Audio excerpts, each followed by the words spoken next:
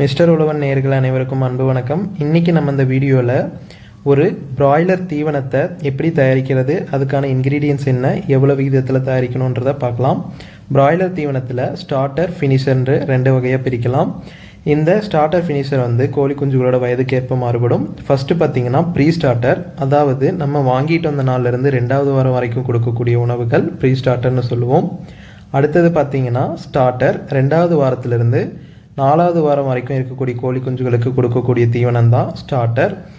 இந்த starter, pre starter வந்து ரொம்ப ப்ரோட்டீன் கண்டென்ட் அதிகமாக இருக்கிறதா இருக்கணும். ஃபினிஷர் பார்த்திங்கன்னா 4வது வாரத்திலிருந்து 6வது வாரம் வரைக்கும் நம்ம பிராய்லர் கோழிகளுக்கு கொடுக்கக்கூடிய தீவனத்தை தான் ஃபினிஷர்னு சொல்லுவோம். கோழிகளோட வளர்ச்சி எதை பொறுத்து மாறுபடும் பார்த்திங்கன்னா, நம்ம கொடுக்கக்கூடிய தீவனத்தில் இருக்க ப்ரோட்டீன் கண்டென்ட்டும் மற்ற இதர முக்கியமான நியூட்ரியன்ஸும் கார்போஹைட்ரேட்ஸை பொறுத்து தான் இருக்கும். கோழி தீவனத்தில் பார்த்திங்கன்னா நிறைய வகையான பொருட்களை நம்ம சரியான விகிதத்தில் கலந்து கொடுக்கணும். அப்போ தான் கோழிகளுக்கு தேவையான சத்துக்கள் கரெக்டாக போய் சேரும். இந்த தீவனம் பார்த்திங்கன்னா நம்மளுக்கு ஈஸியாக செரிக்கக்கூடியதாக இருக்கணும். அடுத்தது நம்மக்கிட்ட இருக்க பொருட்கள் கம்மியான விலையில் கிடைக்கக்கூடியதாக இருக்கணும். அதோட ஈரப்பதம் அது எல்லாமே முக்கிய பங்கு வகிக்கும். ஃபஸ்ட்டு நம்ம எனர்ஜிக்காக என்ன சேர்க்குறோன்னு பார்த்திங்கன்னா மக்காச்சோளம் அதிகமான பங்கு வகிக்குது. அடுத்தது சோளம், கோதுமை, அரிசி தவிடு, நம்மக்கிட்ட என்னென்ன அவைலபிள் இருக்கோ அதை பொறுத்து இந்த விகிதத்தை நம்ம மாற்றி அமைச்சுக்கலாம். அடுத்தது ப்ரோட்டீன் கண்டென்ட் பார்த்திங்கன்னா நம்மளுக்கு சோயாபீனில் அதிகமாக இருக்குது. அதுக்கப்புறம் நம்ம கடலை எண்ணெய் புண்ணாக்கு, சூரியகாந்தி புண்ணாக்கு, அடுத்தது கோழி வேஸ்ட் ஆசிட்ஸ் வந்து எதில் இருக்குது அதிகமாக இருக்குதுன்னு பார்த்திங்கன்னா சோயாபீன் ஆயில், நம்மளோட தேங்காய் எண்ணெய், பாம் ஆயில், இதில் எல்லாமே அதிகமாக இருக்குது. இது 5% வரைக்கும் நம்ம சேர்த்துக்கலாம். அதுவும் இல்லாமல் நம்ம கோழியோட கொழுப்புக்கள், மீன் அமில எண்ணெய்கள், இதுலேயும் எல்லாமே அதிகமாக இருக்குங்க. அடுத்தது நம்மளுக்கு கோழிகளுக்கு தேவையான கால்சியம் வந்து கிளிஞ்சல்கள், அடுத்தது சுண்ணாம்புக்கள், டைகால்சியம் பாஸ்பேட், இதில் எல்லாமே அதிகமாக இருக்குது. இதையும் நம்ம தேவையான அளவு சேர்த்துக்கலாம். மற்ற மினரல்கள் பார்த்திங்கன்னா ஃபாஸ்பரஸ், மோனோ கால்சியம் பாஸ்பேட் வடிவில் சேர்த்துக்கலாம். அடுத்தது பார்த்திங்கன்னா நம்மளோட சமையலுக்கு யூஸ் பண்ணுற உப்பையும் சேர்த்துக்கணும். அடுத்தது அது இல்லாமல் சில லைசின், மித்தியோனைன், அப்புறம் ப்ரோபயோட்டிக்ஸ், ப்ரீபயோட்டிக்ஸ், சில என்சைம்களையும் நம்ம தேவையான அளவில் சேர்த்துக்கணும். இந்த விகிதத்தை நான் கடைசியில் உங்களுக்கு டேபிளில் தரேன். அடுத்தது கோழி வந்து முதல் நாளில் கொஞ்சமாக தான் சாப்பிடும். அடுத்தது ஒரு வாரத்தில் பார்த்திங்கன்னா ஒரு நாளைக்கு 25 கிராம் வரைக்கும் சாப்பிடும். 2வது வாரத்தில் பார்த்திங்கன்னா ஒரு நாளைக்கு 45 கிராம் வரைக்கும் உணவுகளை எடுத்துக்கும். 3வது வாரத்தில் பார்த்திங்கன்னா ஒரு நாளைக்கு 70 கிராம் வரைக்கும் கோழி தீவனத்தை எடுத்துக்கும். அடுத்தது 4வது வாரத்தில் பார்த்திங்கன்னா ஒரு நாளைக்கு 120 கிராம் வரைக்கும் ஒரு கோழி ஆவரேஜாக சாப்பிடும். 5வது வாரத்தில் பார்த்திங்கன்னா ஒரு நாளைக்கு 145 கிராம் வரைக்கும் உணவுகளை எடுத்துக்கும்.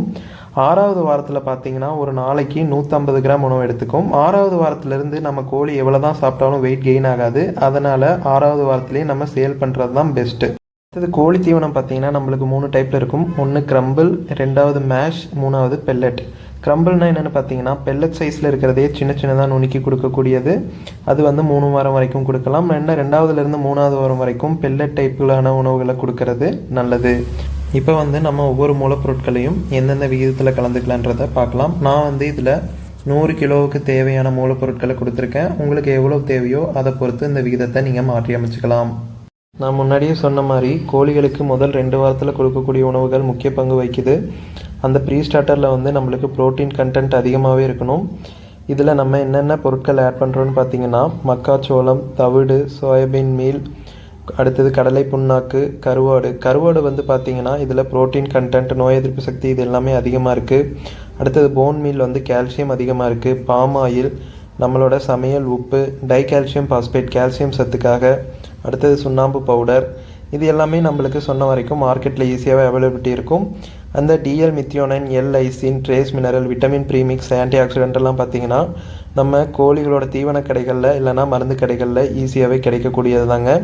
இது எல்லாமே சேர்த்து நான் 100 கிலோவுக்கு கொடுத்துருக்கேன். உங்களுக்கு எவ்வளோ தேவையோ அதை பொறுத்து இந்த விகிதத்தை நீங்கள் மாற்றி கூட யூஸ் பண்ணிக்கலாம். இது வந்து ப்ரீ ஸ்டார்டருக்கு தேவையான அளவு. இதை நீங்கள் ஸ்க்ரீன்ஷாட் கூட எடுத்து வச்சுக்கோங்க. ப்ரீ ஸ்டார்டருக்கு அப்புறம் பார்த்திங்கன்னா நம்ம ஸ்டார்டர் பார்க்கலாம். இந்த ஸ்டார்டர் ஃபீட் பார்த்திங்கன்னா நம்ம 2வது வாரத்திலிருந்து 4வது வாரம் வரைக்கும் இருக்கக்கூடிய கோழிகளுக்கு கொடுக்கக்கூடிய தீவனம் தான்.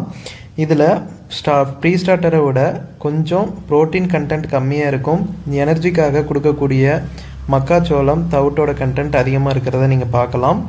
அடுத்தது பார்த்தீங்கன்னா ஃபினிஷரில் வந்து பார்த்தீங்கன்னா மற்ற 2 ஃபீடை விடவும் ப்ரோட்டீன் கண்டென்ட் கம்மியாகவும் எனர்ஜி கண்டென்ட் அதிகமாக இருக்கும். இந்த வீடியோ உங்களுக்கு பிடிச்சிருக்குன்னு நம்புகிறேன். இந்த வீடியோ பிடிச்சிருந்தா மறக்காமல் நம்ம சேனலை சப்ஸ்கிரைப் பண்ணிடுங்க. இந்த வீடியோவை உங்கள் ஃப்ரெண்ட்ஸுக்கு ஃபார்வர்ட் பண்ணுங்கள். நன்றி, வணக்கம்.